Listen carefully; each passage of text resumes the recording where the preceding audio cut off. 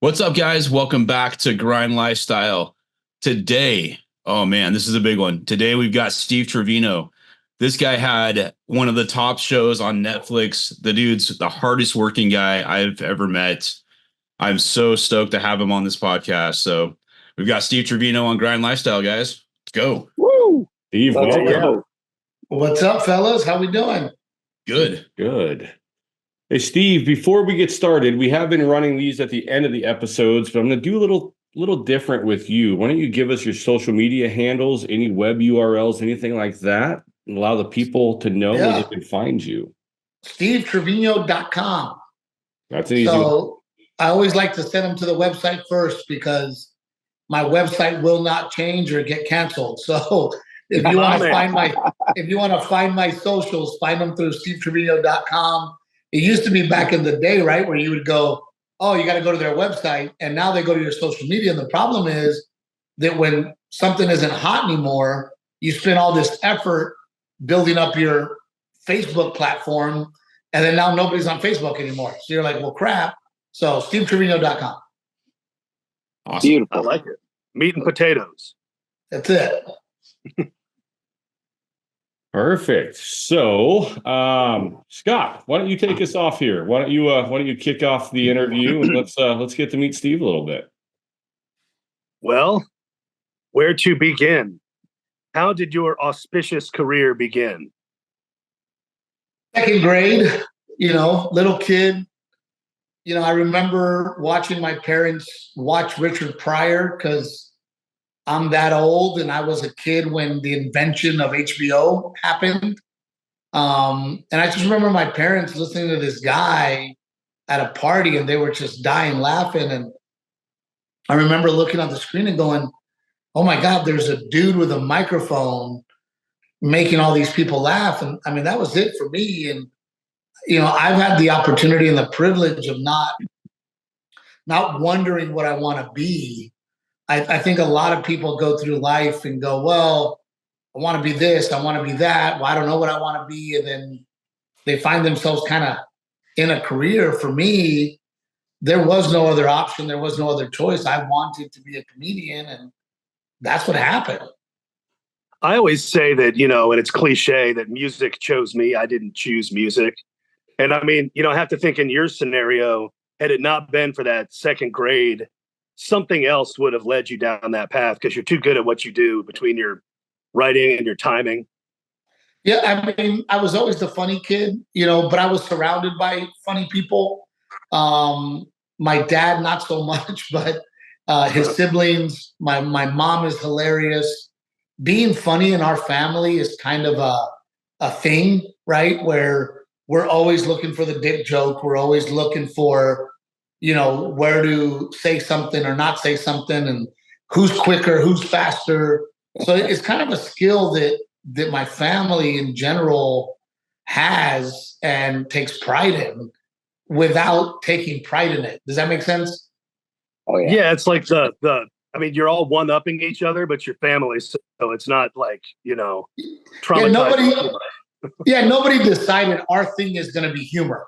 Like, it just is our thing. But I also think that, being Mexican American, I don't think there's a better sense of humor in the world than the Mexican American sense of humor. I mean, you never hear us complain. We're never upset. They tried to ban Speedy Gonzalez, and we got upset with them for telling us that that's offensive. We were like, wait a minute, we don't have a problem with it. Why should you?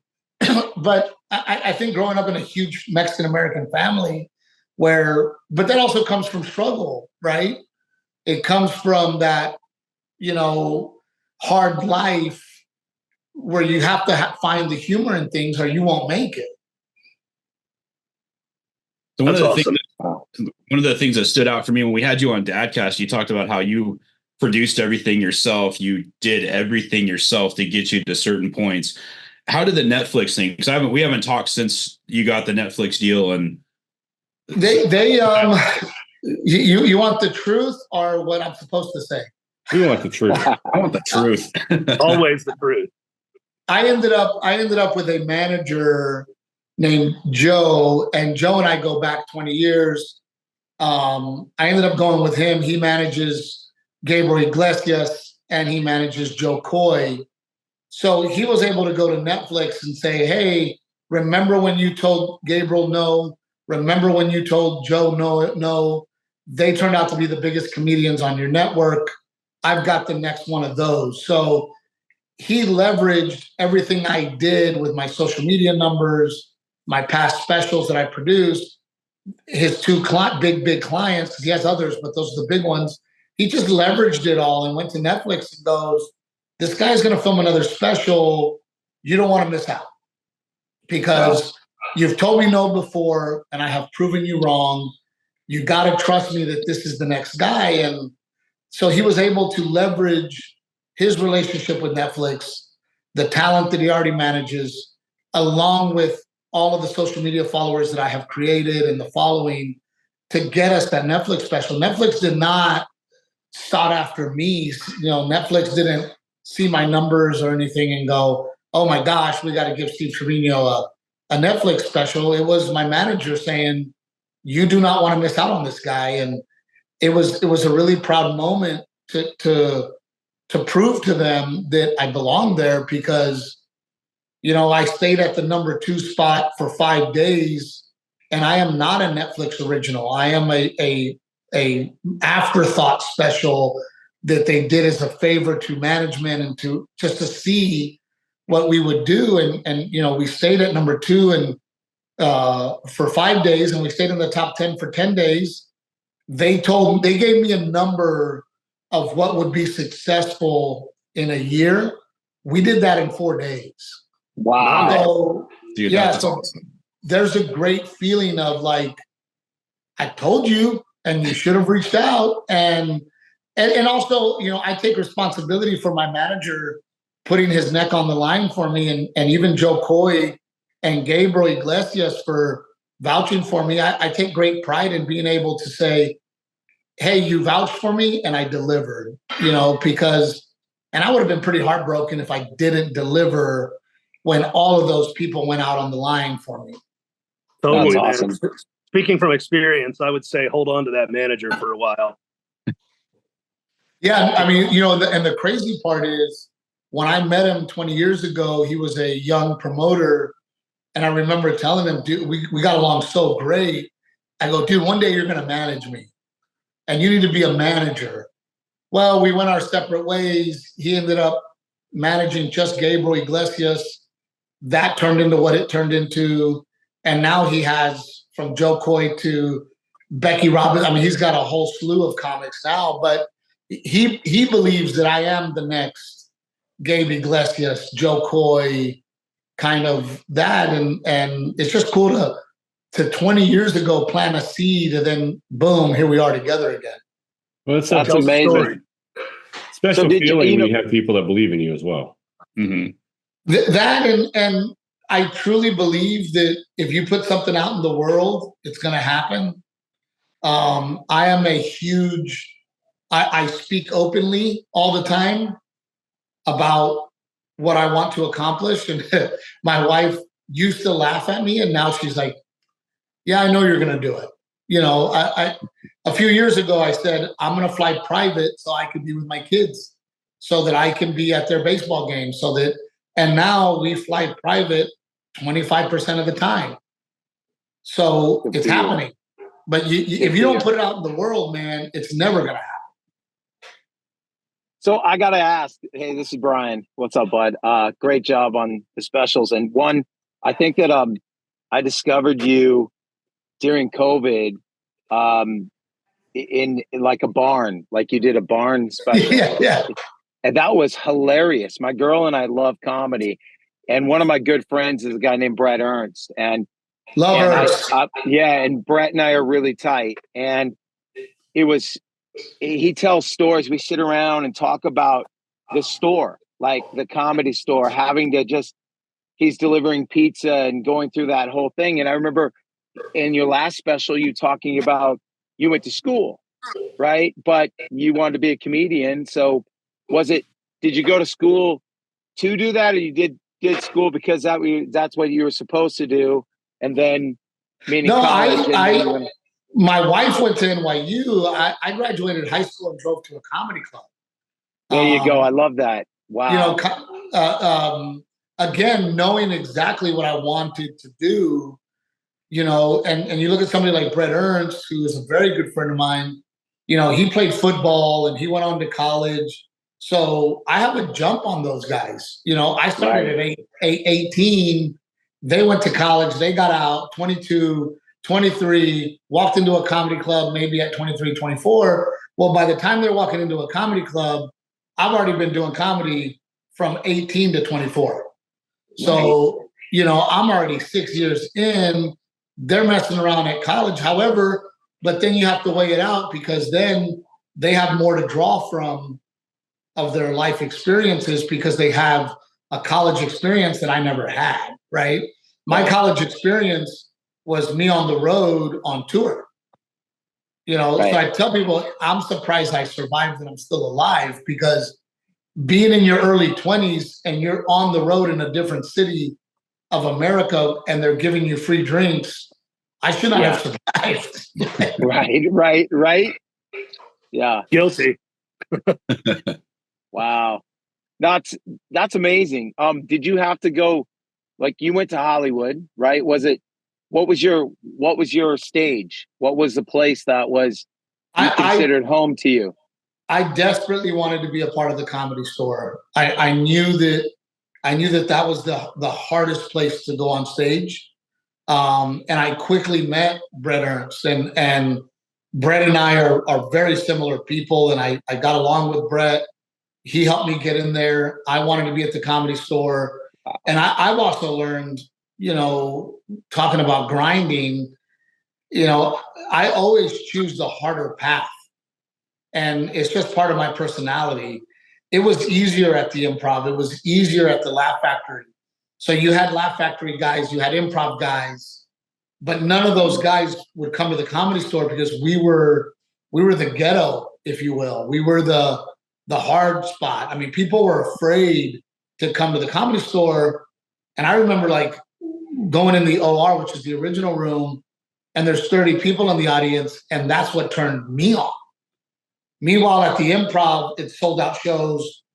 At the Laugh Factory, it sold out shows.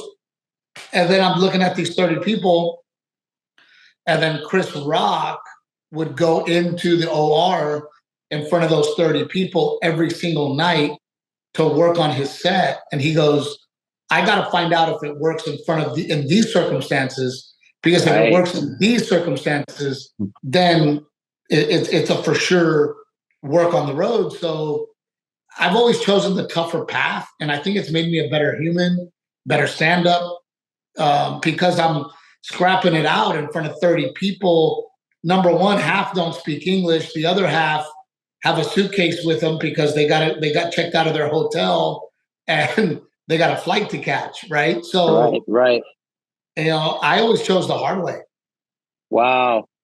Good for you. Know, Scott can relate to this. Scott, you know, we put together a set list, right? We put together what our set's going to be. When you went into this special, was this something that you'd been working on this set for a while, or was this something you just put together and went into the ORs, went into these small places and got this special ready for Netflix? No, what was the approach? COVID fucked everything up for me. You know, I was on pace that every 2 years I would record a special. Mm-hmm. Right when we were planning on recording my next special, COVID hits. So now I have this material that I wanted to record and ready to record. COVID hits, big pause, come back out. Now I got to record that special after COVID, which we ended up calling I Speak Wife. But that one took 4 years to film instead of the regular 2. So then I started working. I mean, it messed. I mean, every 2 years, year and a half, I'm writing a new hour. So with COVID, man, it kind of screwed everything up for me. So the material you see on Netflix is stuff that I had in my head, I wanted to work on, but I had to wait because I had to work on the other thing that I wanted. I mean, it was kind of complicated, but I put this set together specifically for Netflix and inspired by the pandemic. You know, when I talk about my hardworking parents and my kids during the pandemic, I was like, man, I did not work hard enough, and I might lose everything. And I'm looking at these kids like, and my wife going, oh my gosh, I know my wife has been poor because she was poor with me, but my kids haven't. Like, oh shit, right? So a lot of the stuff was inspired because of our experiences and the things we went through. And COVID, man, changed my life. I think all of our lives. Did you end up doing anything different during COVID, like more live stream specials from home? I don't know if you talked about this on the other podcast or not, but if you can, I guess a lot of musicians had to pivot to doing live streams. Like I have a friend that did a live stream from his kitchen every week. He ended up making more money doing that than he did. I became the corporate live gig comedian. And what I did was I bailed on my act. And I had, you're doing your Zoom or whatever. And the first two that I got, I would have to do my act. And I was like, this is garbage. It's not working. They're not connecting. So I get the third one and I go, instead of doing my act, I will tell them where the joke came from. Okay. So it turned in more like a TED Talk, where I would go, hey, here's this really great bit I wrote. Tell them the bit and then go, let me tell you how I got that bit and where it came from and what happened. And so that I was kind of giving them a behind the scenes of my stand-up. And then all of a sudden my agency calls and they go, oh my God, everybody wants you. Wow. Everybody, they heard about what you did and now they want you to do that for their company.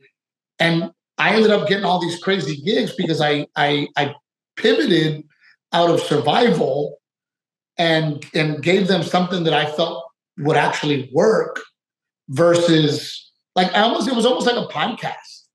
Mm-hmm. Right? Wow. Where you showed them your process. Right. That's awesome. That's actually how South Park writes their episodes. They do everything backwards, and it's like there's something about the methodology of that. I do something similar with singer-songwriter nights. You got to tell the reason, and sometimes the story does not add up to what the people thought the song was about. It goes somewhere completely different in somebody's heads. I've always found that fascinating. I had my funny you say that. I had my heart broken by my friends over at Whiskey Meyer. Do you know those guys? Oh yeah. So one of my favorite lyrically written songs is Broken Windows. And I don't know if you've ever heard that song, but holy moly, it is a storytelling masterpiece, in my opinion. When I finally got to meet those guys as a comedian, I go, you lived it. You had to have lived it. I go, that's the only way you could write like that, if you lived it. And he goes, actually, I dreamt it. Oh. He goes, I dreamt that dream, woke up 4 a.m, wrote the song, and he goes, I went back to sleep. He goes, that is the only song I've never had to rewrite. I wrote it perfect. He goes, and I dreamt the whole thing, and I was upset and mind blown. But you're right. It's that kind of how the sausage is made and that experience of. And I think a lot of musicians, they don't do that. They don't stop and say. You never hear about it. It's funny. That's actually how I'm a big Allman Brothers fan, and that's how Whippin' Post was written. Greg Allman woke up and wrote. He just said he had to write it down. He didn't have a pen because he pawned everything, but he had his ex-girlfriend's lipstick and an ironing board. He wrote the lyrics out on an ironing board, right. And it didn't make a lot of sense. But he was like, "I got to stay true to the dream." Well, the song ended up meaning something to people. Well, Gary Oldman, before he died, he did an album on his own, and he has a song on there called "My Old Friend." Have you heard it? No. Oh, dude, you got to hear it, man. If you're on the road, that song is so touching and great, and you just, and then you know that he's going to pass away. So he's also writing about like, I still have so much in me to give but time is running out. And you're like, oh Wow. my God. Right. Wow. And then I don't know if you guys know Pat Green. There's a song called, he sings a song called While I Was Away. And I get very emotional when I talk about it and I hear it because it's a beautiful song. Pat Green walks into a bar, hears this guy singing it. He goes, I want to sing that song. It's beautiful. Let me have it. The guy goes, I can't. I wrote the song because I wanted to be a musician and I was on the road and I was on my way to becoming a musician. My daughter got cancer and passed away. And I decided to hang up my guitar and not pursue my career. Then I wrote this song.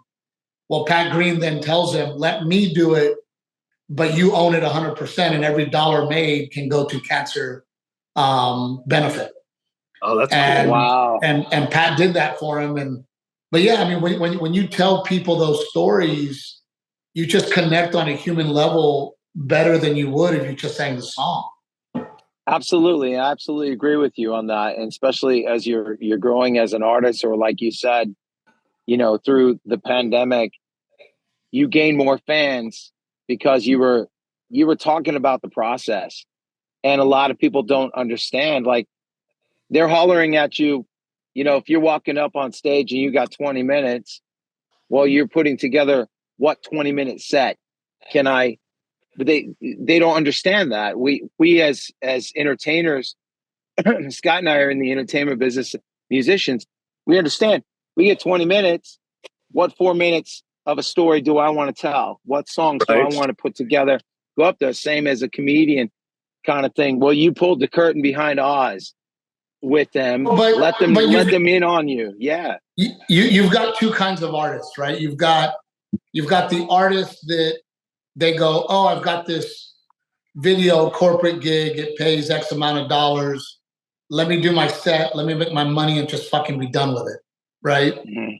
And then you got people like myself who I truly want to give them value for the money that they're paying me. I want to make sure that what I'm delivering is what they paid for and they feel like they got their money's worth and then some. So that was my concern was, am I giving these people something that is worth their time? Because everybody was saying, oh, we're going to get somebody to play for you virtually, or we're going to do a virtual happy hour or whatever. And these people have to watch me. And it's like, I can go up there, you know what I mean? They're forced to watch me, and I can go up there and go, I know my set. I know what it is. I'm going to verbally throw up my set, tell you guys bye, hang up and cash my check. Right. When I know you're not getting value out of that. Right. So me talking to you on a real level and having a real conversation about my act and what I do and how I do it, people walked away going, man, I enjoyed that. Right. Right. So I care about the customer. I care about the fan in the chair. I want them to have a good experience, which is why I never cancel a show, because these people have gotten babysitters and made plans and bought tickets and they've done 100. All these, and I can't just go, yeah, you know what, guys, I wasn't feeling well. Like, fuck you, man. Love that, man. Like, dude, show must go on. That's your upbringing right there. That goes back to the beginning of this, when you were talking about where you come from and where you are now. And that's that understanding that you can actually relate to that person and what they've given up. The 2 hours, 3 hours out of their entire life, they are counting on you. You are entertaining them, and they get to forget about the real world for a little while. Or they get to relate to you and go, oh, he's like me. Wow. And so much the same. What's crazy is that artists have become such shitheads that when I walk on stage and I say, on behalf of me, my wife, and my family, thank you for choosing me to entertain you. They laugh because they think I'm joking. No. Now the other half knows me and knows that I'm not joking, but there's some people that are like, oh, he's joking. I'm like, no. Like, I have everything because you bought a ticket. Right. And my I'm family has everything. I'm sitting here, I'm laughing because I had this exact same dialogue with a promoter less than an hour ago. I'm booking a show and I got asked to do, 2 in a day. And I'm like, I mean, I can do it, but if you want 2-3 hours and, you want me to pack up a PA, because I'm doing some acoustic stuff, like some one-offs. And I'm like, I'll do it, but I fear for the crowd that are going to expect 100% on the second gig. Promoter goes, fuck them. I hung up. Yeah. Oh, that's the Yeah. worst. No, but it's true, right? Because sometimes I find when I'm doing a comedy club and I'm doing 2 shows, I'll go long or whatever. I will go out there and tell them all, you are going to get just as long as the show. Thank you for waiting out here for me. I appreciate you. And then when I walk on stage again, I go, hey guys, I'm sorry I made you wait outside. I went long, but I'm going to go long for you too, because I don't have that fuck 'em attitude, right? Me either. In my opinion, and I shouldn't be this way, but it makes me sad when I see several comedians out there who have that fuck 'em attitude and they're hugely successful. And I'm like, they're not even hiding that they don't like you people. They're not even, Right. they're out in the open making fun of you and telling you that they don't like you. Yet you continue to buy tickets. There's a comedian, and I don't name any names because I don't want to be that guy. That's a lot of negativity. But there's comedians out there. Every city they go to, they just shit on how shitty the city is. And these people buy tickets, and I'm like, oh my God, this guy hates you, hates your city. And I'm over here struggling to get on Netflix. Like, what is happening? That's funny. It's crazy. I don't know. I kind of look at doing being a promoter in the background for concerts and stuff, looking at the longevity of careers. So to musicians that are kind and put on a great show, even if it's a small crowd or one of the members doesn't feel good, they still come out and do a great show. The longevity of those bands and the following that they get over time seems to be far bigger and far greater than the guys that come out and are just assholes. So I don't know if it's the same in the comedy world, if it's, all the time, but remember, as a comedian, especially at this point in my career, I can perform anywhere. I can choose to perform in any city I want, right? And this year we picked a lot of secondary markets. We picked markets that I never been to because I wanted to find that pot of gold that I might not even know exists, right? But the way that my fabric, the human being that I am, when I go to a market and I don't sell out, I'm calling my manager going, we're going back. Most comedians go, don't need that market anymore. Went into that market, didn't sell tickets. I didn't make any money. Let's go find the ones where I make money, right? Man, I'm the opposite. Where I'm like, no. There was 50 people in the audience. Next time I come, there'll be 100. Next time I come, there'll be 200. But the way that I'm built is like, ooh, you motherfuckers, I'm coming back. embracing the internal challenge always. Yeah. Right. Yeah, we just did a show with Thomas Nicholas, the guy from American Pie, where he's doing his music and stuff. And same thing. We thought we'd have a great, huge turnout. We had 60 people at each show. We did a show in Grants Pass and a show in Redding, California. And the guy that owns the venue in Redding, same attitude that I have. It's like, you know what? We're going to do this again in 6 months and we'll get 120 people. And then just kind of keep building this. And instead of like, that was stupid, we'll never have this guy come back. So no, dude, I'm in the lobby doing a meet and greet for every one of them.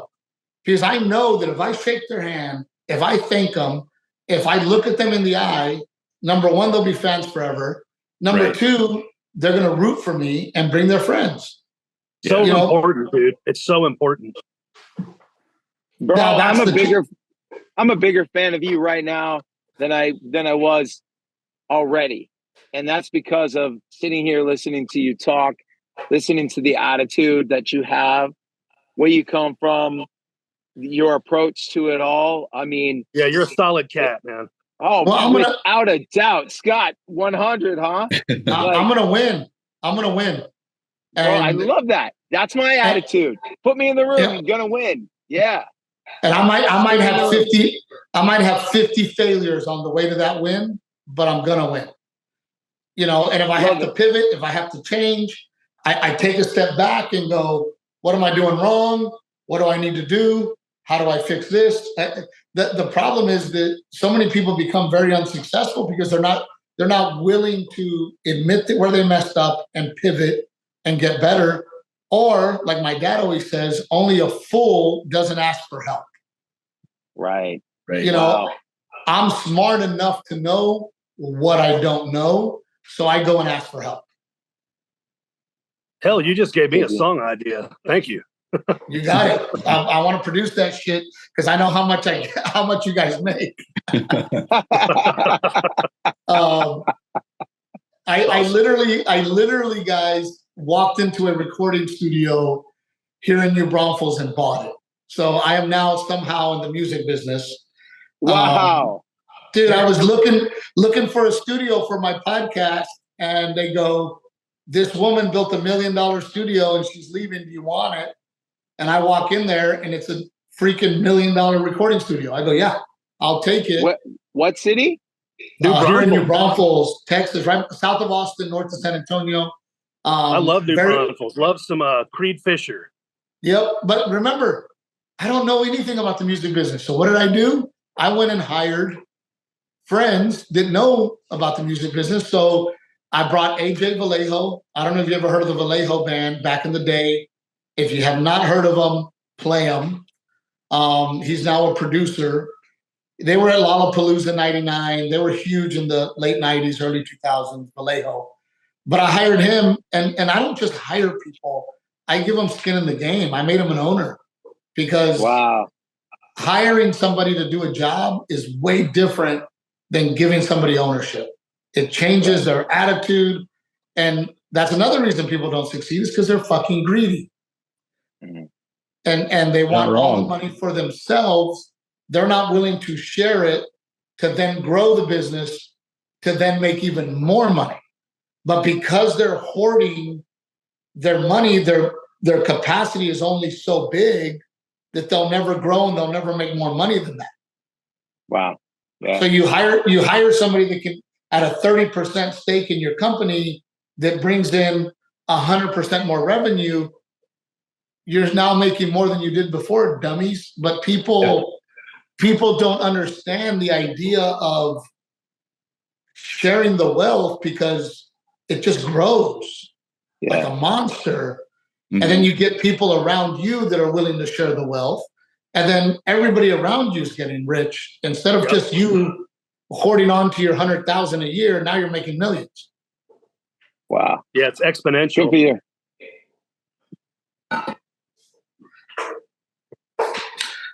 Did I lose you guys? Very inspiring.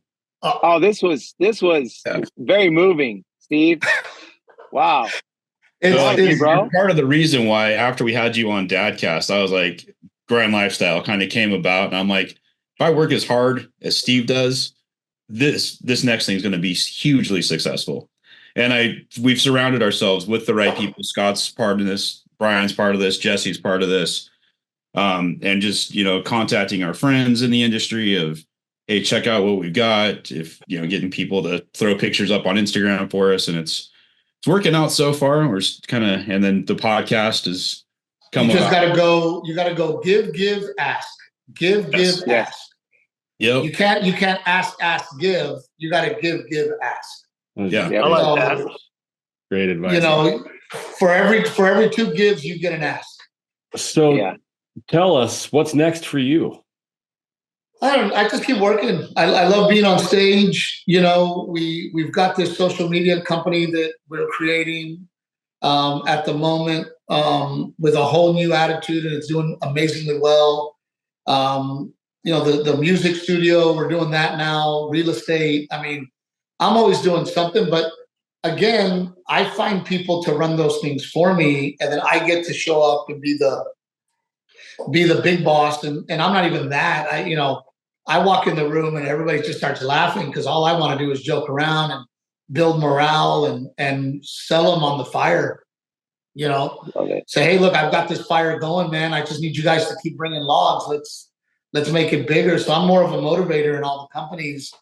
But for me, I keep working. I keep trying to be the best husband and the best father I can be. And I feel like right now, if I'm being completely honest, I'm dropping the ball in the husband department because I'm overworking and over being a dad. And ultimately, you got to take care of your wife first and then your kids second. And I got to refocus and get that going too.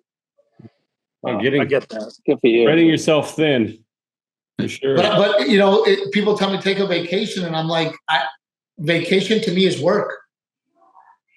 Work is vacation for me. I love to work. I love to be busy. I love creating new things. I love the new challenges. I love the grind. I love being busy. And when my wife wants to take me away from that and sit on a beach, I'm like, well, this sucks. This is still going. Yeah. I'm still going with. When people suggest take a vacation, I'm like, have you ever vacationed with a toddler and a 1-year-old? It's not vacation.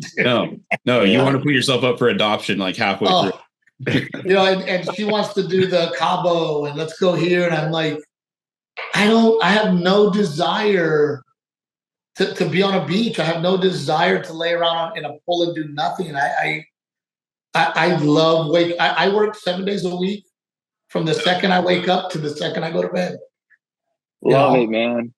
That's awesome. That is if I told you my schedule today, I woke up at 6, got the kids ready, made them breakfast, straightened up the house, made coffee, checked on the chickens, got my morning going, took my son to school, came back, had a cup of coffee, checked on some emails and some tax stuff I had to do.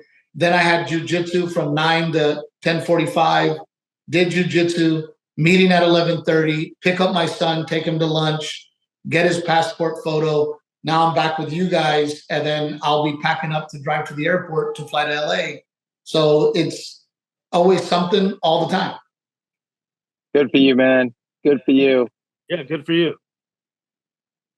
But I think that some people are born with it. I do believe that. I think sometimes you look at somebody and you go, dude, just get off your ass and go to work. And they're just not built like that. Right. That their human makeup is that of somebody that doesn't move much. Mm-hmm. And I think not hustling every day. It doesn't make sense to me. But you teach people how to hustle, and then you get frustrated because and I have put people in my businesses and gave them ownership that I thought were those leaders and those hungry people, and you just have to walk away and restructure because you look at them and you go, you're not that leader I thought you were. You're just an employee. Right. So I'm going to take away some owner stake. You're still going to be an amazing employee, but I got to bring somebody in here that knows how to motivate and move people. Right. And that's just how they're built, man. Finding that right leadership is important with anything that you're doing. I know that, I'm a high school head baseball coach here, So do you know who Doran Anson is? Anson Doran.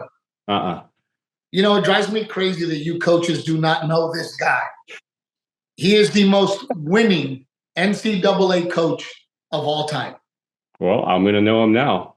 He coaches female soccer at North Carolina. You got to read his book. The way that he picks his team, I cannot believe nobody has stole it from him. Wow. He does not pick his starting team. He has a point system. And he tells the girls, if you want to start, that's how you do it. And he points at his point system and he sets standards to get those points. And if you beat the girl above you, you're in. Wow. So he's like, I don't tell you that you make the team. You know if you make the team or not, because you've got to be able to do those things. So the girls are holding themselves accountable for whether they start or not. Right. You know, one of his standards is if you can't kick the ball over 50 miles an hour, you're not even considered. So what do? They go home. They work and they go to work. That's so awesome. You got to read this guy's book. He's so inspirational. And the way that he mentally teaches the game, how to motivate them, how to get them to buy into the system is incredible. He adopted Mia Hamm. He adopted her at 15 years old and created what we know as USA female soccer. I mean, the guy is a genius.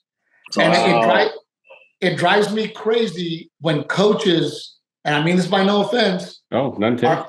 Because I coach Little League, travel baseball now. Don't even get me started on that bullshit. Oh, we can talk for hours on how corrupt travel baseball is. Oh, it's garbage. It is garbage. But I'm always looking for those tools so I can learn to be a better coach. And when I found this guy, Anson Doran, he just blew my mind. The way that he does things so differently than everybody else, yet he's won 22 national championships in 30 years. Nobody has ever done that. Wow. It's great. That's insane. Are you looking him I got up? a new book to read. Can you see me looking it up right now? Yeah. Send me the link. Send me the link. I need to read. Yeah. Will do. You know, this has been very inspiring, Steve. It's it just says a lot about, you know, we're going back to you're a comedian, and that is who you are. But we're learning so much more about you, and the people that get the chance to sit down and watch this and listen to you speak are going to be fans. I'm a bigger fan than I was. So thank you. You want me to tell you the crazy part? I probably dropped 15 nuggets of knowledge there that I've learned over my 45 years on this earth. And 99% of the people that listen to this, it'll go one ear, out the other. Oh, yeah. It's that one person that is smart enough to go, I hear what you're saying, and I'm going to apply. Yeah. And those are the people that go and win, because that's what I did, man. I just listened to other successful people, watch what they did, and emulated and learn. I want to hear more. Hell, I'm coming through Texas in a few weeks. I'm going to have to look you up. No, please do, man. Get my number. Hit me up. Where are you going to go? Well, I play New Braunfels a lot. It's not on the run this time, but we're still booking it. So I'm going to hit up the other agent booking it, not the one I hung up on, and see about getting the gig. Where do you play? Freiheit? Right down there on the water. Though, like where you drive. I don't remember the name of the venue. I wish I did. You know, we have Green Hall, which is huge. Green Hall, we got. Yeah, I played there with Creed Fisher. Oh, yeah. You know, Randy Rogers lives here. Parker McCullum lives here. Half of George Strait's band lives here. Bree Bagwell lives here. Wade Bowen lives here. Half of Cody Johnson's band lives here. So this studio fell in my lap. And all these musicians are around here going, I've never heard of this place, Steve. And I'm like, well, that girl must have been an idiot, because every musician in Texas country music lives within a 50-mile radius of my town. Wow. Mm-hmm. That's awesome. It's exciting. And you know, I'm excited to, I just want to sit in the studio and watch you guys work, because I think there's something really cool to learn about the way musicians create. I've been lucky enough to help some of my musician friends write songs with. I can't write a song, but I always give them the premise. Right? You already gave me one. Yeah, I've got the title now, dude. It's called "I'm Gonna Win." Yeah, I'm gonna win. That's it, dude. I don't care how many failures I have on the way to my win, but I'm gonna win. Yeah. Doesn't matter. My good buddy, Jesse, he was in the Sleeping with Sirens, has a studio in Reading. And just sitting in the studio with him and watching him produce other musicians and watching the magic, like that's almost more cool than actually going to a concert and seeing the final product performed. It's like, it's really cool watching it come together and just the creativity and all that kind of stuff. But then you see these now. But you see these guys, you know, there's this guy named Rio Tribbiani. Please look him up. This guy's 6'4". Dude, he looks like Grizzly Adams. And his ability to sing and play the guitar, I mean, I'm watching a for real genius, but he can't get out of his own way, drinks too much, mad at the world, mad at the industry. You know, I'm trying to help him because he is, I mean, you think of a throwback 70s Southern rock album, he made one and made it better than anybody you've ever met. Oh, wow. Wow. Rio Tribbiani. I always mess his last name up. But, oh my God, he's on Spotify right now with that album he did. But he's also one of those dudes that gets mad at the industry. And I go, Rio, nobody knows what to do with you. You're not Texas country. You're not red dirt. You're not country. You're not rock and roll. You're not Southern rock. Like, you're your own thing, dude. That's what I always hear. I got to meet this cat. Oh, dude, I'll introduce you, man. I'm a huge fan of his. Here's his Instagram handle: Rio Trippiano, Trippiano. Yeah. And the guy is just incredible.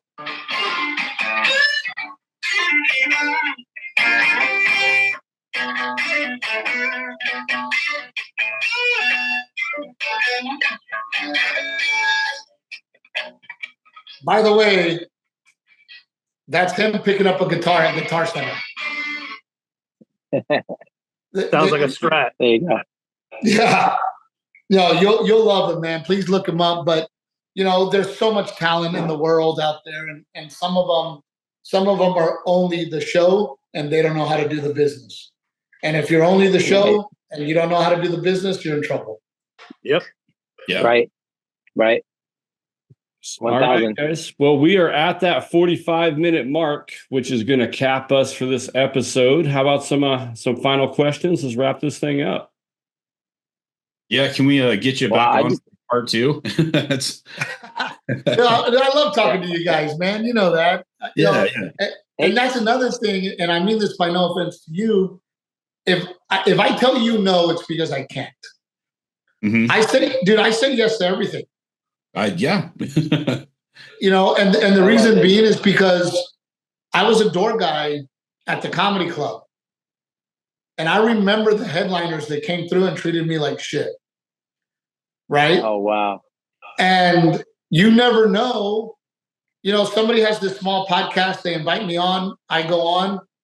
Who knows? 5 years later, they're the biggest thing in show business. You don't know that. Right. So if I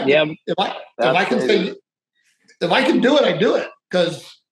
And people remember that, man. You know, people, you know, I've had people come up to me and go, "Oh my God, you let me on stage." You know, Matt Rife, you know, when I met him, he was a 17-year-old kid, walked into the Nashville Zanies, asked me for stage time. I said, yes. He still remembers that.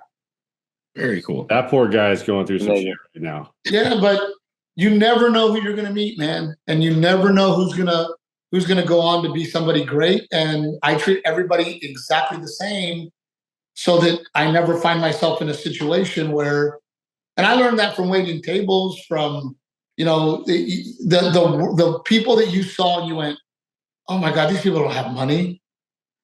But I treated them the same. And then all of a sudden, the biggest tip I made that night was from the dude with tattoos and a tank top. Right. Yeah. I learned that same lesson selling airbeds for Select Comfort. I had a famous actor come in my store and he was covered in horse shit and just disgusting. And all my employees were like, nope, I'm not talking to that dude. Dude ended up spending $60,000 furnishing 3 houses he had and like, became a pretty good friend of mine. You Hey, never know, man. You know, yeah. I'm part owners in a place called Prestige Motorsports here in San Antonio. We're a high-end car club kind of a deal. And I walked in looking like me, and one of the employees was like, "What's up, man?" And I'm like, "Excuse me?" He goes, "Yeah, what's up, man?" I go, "What's up, man?" And then he's got a wrinkled shirt. He's got an attitude. Then I walk straight over to our GM and I go, "That guy's fired." Because he saw me in my tank top, didn't know who I was, and decided to "what's up, man" me in a Lamborghini dealership. Oh, Like, sorry, dude, we don't do things like that. We treat people like fucking gold, whoever walks in this place. Yep. Period. Your humbleness has caught me off guard, and it's extremely appreciative. So it's like, I mean, not a lot of people, you know, with your stature are going to be nearly as humble as you are. Well, thank you. It's just truthful. And the fact that you're as humble as you are and as transparent is extremely refreshing. It's funny. What trips me out, because I don't know how to be anything else, and I hear that a lot. So it always makes me wonder, like, who are these people that people are encountering? Right. You know, because I feel like the luckiest man alive every day. And I think it's perspective, man. Like, did I get to tell big jokes for a living? Yeah, man. I'm super appreciative. Awesome. yeah. It's definitely weird when you meet somebody that is just not nice, and their whole business is built off of fans buying their merch, buying their albums, buying this, buying that, and it's like they're just the most unkind people you've ever met. And it's like, man, It ruins it. It totally ruins it. Yeah. Because again, going back to that, it's going back to that attitude where you have artists that basically say, "Oh my God, audience, you're so lucky to be in my presence." Yeah. And then you have guys like me that look at it the complete opposite. Mhm. Oh my God, I am so lucky that you're here. Yeah. And it's just perspective. Like, but there are those artists that think, "Oh my gosh, these people are so lucky to be able to watch me." And you're like, what is wrong with you? Right. You know, there's people that, my dad is a pipe fitter and a welder. He woke up every day and went to that job with pride and had a good time. Who the fuck do you think you are? Right. Wow. And we get paid 1,000 times more than my dad. And I'm not going to put a smile on my face and thank the people that buy a ticket. You're crazy. Right. Yeah. Good for you, man. It's really impressive. If you come through Las Vegas at any time, I would love to, one, come see you in person. I've seen you. I've watched your specials. I've been following you for a while. I have a podcast out here called Hero's Journey Podcast. I got Brett Ernst his own show in my same studio as well. And it's a beautiful studio. It's Tony Orlando's son. John Orlando owns a place, and Awesome. and that's where I do my podcast out of. Yeah, I'd love to have you in person. Vegas is my favorite town. There Shoot you me go. a message, because I got to put you in touch with the Rabbit. Do you know who that is? No. The Rabbit. He has a magic show, close up magic, in the Park MGM. Okay. We've become very good friends, and he is one of the most amazing magicians you will ever see. Look up the Rabbit. Awesome. Okay. But yeah, so next time I'm in town, do me a favor. Please get my number. I'll get it from Nick. Yeah. After the podcast, I'll share it with everybody. Thank you. Please do. Love to come see you. And like I said, in the last year, it was just by accident. Brett Ernst was doing T-Mobile. He got the chance. He gets a call from Bert Kreischer. He gets to go do the show. I'm going into a venue. He walks in and literally my girl goes, "Hey, there's that comedian that we like." And I'm like, "Oh my gosh." He walks up to me and goes, "Good to see you again." And I'm thinking, never met you before in my life. He walks to the front of the club, a table, there's 6 comedians. They all just, they were all together, T-Mobile that night. calls me to the front. I'm bouncing from table. People are calling me from table to table. He calls me to the front. We hung out till 4:30 in the morning. He wouldn't let me leave. Every time our girls just hit it off. I don't drink, and neither does he now. And so every time I said goodbye, hey man, it's good to meet you, it just turned into stick around. And now we hang out all the time. We hang out all the time. Nobody can talk like Brett Ernst. Nobody. Oh my gosh, no one. Nobody. No. Tell. You want to piss Brett Ernst off? Tell Brett that I am no longer a Dallas Cowboy fan, and he'll talk to you for 4 hours. Dude, he will lose his mind. He will lose his mind. Yeah. Dude, he's like a wind-up doll. You pull the cord, and Brett Ernst goes. Yeah. Now the funniest thing about Brett too is the fact that he's so anti-social media. And for years, I told him, I go, Brett, dude, you're such a talented dude. You got to start putting it out there. Yeah. So then he finally started putting it out there. And then we were together in Vegas, and he's telling this other comedian exactly what I told him, like it was his. He's like, let me tell you how to make this work, buddy. And I'm like, wait a minute. I told you that. That's funny. Yeah. Well, now he has his own show called Chains Out. Shot in the podcast studio, same studio and everything. It's a lot of fun, but it's an honor, and we could keep talking to you forever. That's what it feels like. We've known you forever, the four of us. And if you haven't checked out Scott Bartlett's stuff, you have to. I will. So good for real. And if you're a big music fan, I'm the lead singer of the band Elvis Monroe. That's what I do. And Ben Carey from Lifehouse is my bandmate. And we write all the songs together, but and these guys, Jesse and Nick is the biggest hustler that I know. Nobody runs harder than Nick Martin up there on this show. He works really, really hard, and Jesse just guides us and makes sure that all the work we're putting in is in the right areas, in the right places. Work harder, so we're working smarter, not harder, kind of thing. And that's why I jumped on board with these guys. And Scott Bartlett coming on was, here's somebody who should have the biggest ego on the planet coming from a band called Saving Abel. And he doesn't. And like yourself. And it's like, hey, I'm starting something from scratch. This is how we do it. We build foundation and we build this up. And you look back and put in, you notice all the work that you put in, and this is the mountain we're standing on.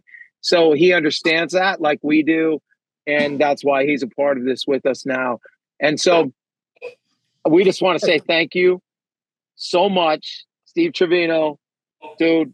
I'm a bigger fan now than I was an hour ago when we started this thing, and I'm gonna be following you, and like I said, come to Vegas.